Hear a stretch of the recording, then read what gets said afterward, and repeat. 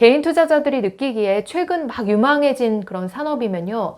이미 주가는 오를 대로 올라 있을 가능성이 커요. 유행의 흐름을 타서 비싼 가격이 책정된 그런 주식을 사고 나면 머지않아서 혹한기가 찾아들 거예요. 반갑습니다. 한주주입니다. 얼마 전에 이런 기사가 제 눈길을 끌었어요. 주식시장을 꽉 잡은 태조 이방원, 애널리스트가 꼽은 유망주는 이라는 제목의 기사였는데요. 태조 이방원은 뭐야? 이방원은 태종 아닌가? 이렇게 잠깐 혼란스러움이 있으실 수 있는데 이게 뭐 역사를 왜곡하는 것까지는 아니고요. 여기서 말하는 태조 이방원은 태양광, 조선, 2차 전지, 방산 그리고 원전 산업을 뜻합니다. 국내 주식이 침체되어 있는 가운데 태조 이방원 관련된 종목이 반등 랠리의 주역으로 급부상한 거죠. 그러자 시장에서는 여기에 딱 초점을 맞추고 수혜주를 찾는 데 분주해진 거예요. 태조 이방원과 관련된 수혜주 그리고 관련주 등이 앞다퉈 가면서 쏟아지니까 투자자분들의 관심이 여기 태조 이방원에 딱 집중이 됐습니다. 남들이 몰려다니는 곳에 함께 다니면 먹을 것은 없고 발만 밟힌다. 이거는 피터 린치의 말인데요. 그의 말처럼 특정 분야가 뜨고 있다 하는 소식이 들려올 때는 투자자가 레밍 효과에 빠지는 것을 경계해야 합니다. 자, 레밍 효과가 뭐냐면요.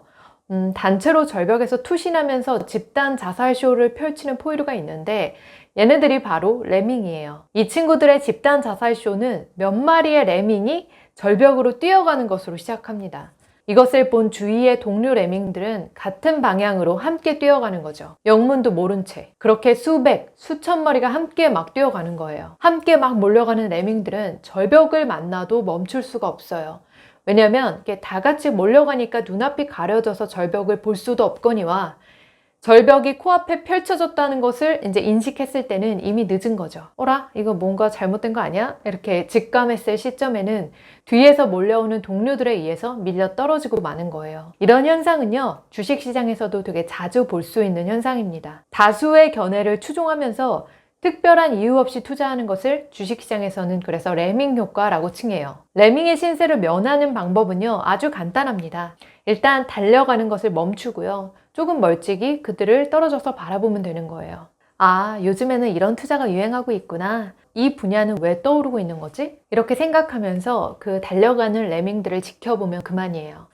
주식시장에서는요, 이렇게 행동보다 생각이 더 우선되어야 합니다. 태조 이방원이 뜬다 이렇게 이야기가 나왔을 때 해당 분야의 사업을 치밀하게 분석하는 사람들이 늘어났어요. 근데요, 뭐 신재생에너지 소재 담당 엔지니어나 태양광 패널 영업사원이나 뭐 이런 부류에 속한 분들 아니시면요, 그 정도로 막 지엽적인 것에 깊이 파고드실 필요는 없어요. 관련 분야에 굉장히 막 재미를 느끼신다면 모르겠지만 그게 아니시다라고 하면 유행하는 분야를 애써서 공부하지 않으셔도 됩니다. 그보다 더 우선시해야 되는 거는요, 혹시 해당 분야의 투자 앞에 절벽은 없는지를 좀 멀찍이 떨어져서 보는 거예요. 급하게 떠오른 분야는 단기간에 거품이 끼기 마련이잖아요. 시장 상황에 따라서 그 거품은 정말 빠르게 사그라듭니다. 개인 투자자들이 느끼기에 최근 막 유망해진 그런 산업이면요, 이미 주가는 오를 대로 올라 있을 가능성이 커요. 유행의 흐름을 타서 비싼 가격이 책정된 그런 주식을 사고 나면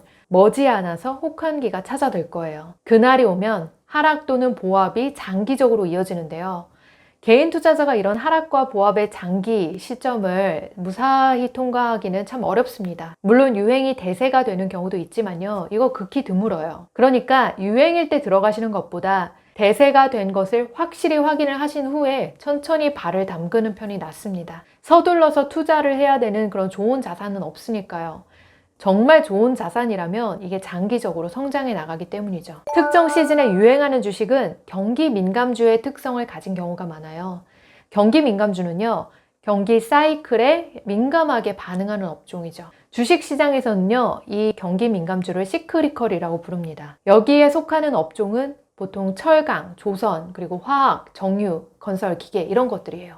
앞서 제가 예시로 말씀드렸었던 태조 이방원 이런 관련 업종과 굉장히 겹치죠. 이와 같은 시크리컬에 투자를 하신다면 경제의 타이밍을 정확하게 예측을 하고 들어가셔야 합니다. 호시절에 반짝 좋았다가도 이후 한참 동안 침체의 늪으로 들어가기 때문인데요. 하지만 제가 누누이 말씀드리지만 경제를 예측한다는 거 그거 쉽지 않죠. 필립 피셔도 이런 이야기를 했어요. 향후의 경제 상황이나 업황 등을 예상해서 적중할 확률은 단 10%도 되지 않는다.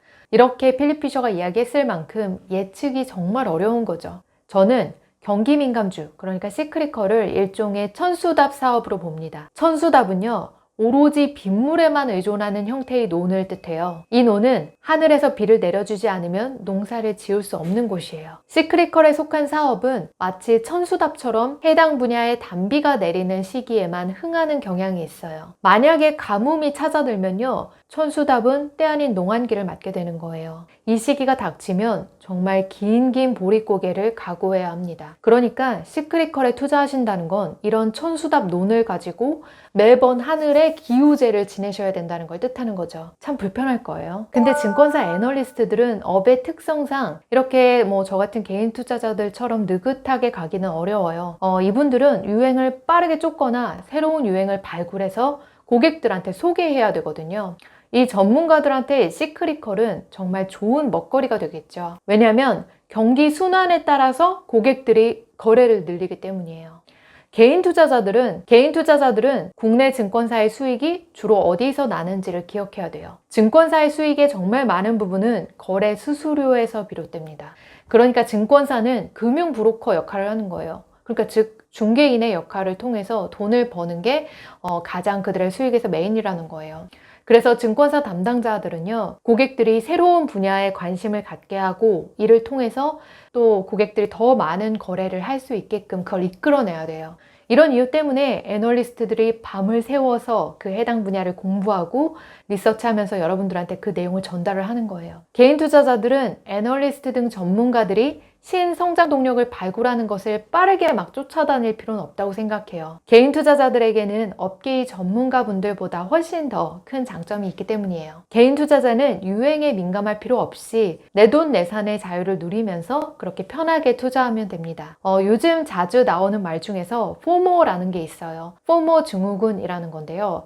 이거는 유행에 뒤처지는 것에 대한 불안감을 뜻해요. 혹시 지금 뭔가 빠르게 공부하고 힘들게 투자하고 계시다라고 하면요, 이 FOMO, Fear of Missing Out에 빠진 것은 아닌지 좀 자신을 뒤돌아볼 필요가 있습니다. 꼭 투자가 아니더라도요, 우리 인생에서 유행하는 것을 쫓아다니는 것이 어떤 유익함을 주던가요? 이거를 좀 곰곰하게 한번 생각해 볼 필요가 있는 것 같아요. 유행을 타지 말 것, 투자는 패션이 아니다. 이는 벤저민 그레이엄이 남긴 명언이에요. 대중적인 유행을 쫓아가면서 의미 없이 분주하게 투자를 하는 것을 경계했으면 좋겠습니다. 유행이 어떻게 흘러가는지를 그냥 멀찍이 떨어져서 지켜볼 수 있다는 것은 개인 투자자들이 가지고 있는 최대의 장점이거든요. 이런 장점을 적극적으로 활용하셨으면 좋겠습니다. 오늘은 여기까지예요. 주주님들 편안한 밤 되세요.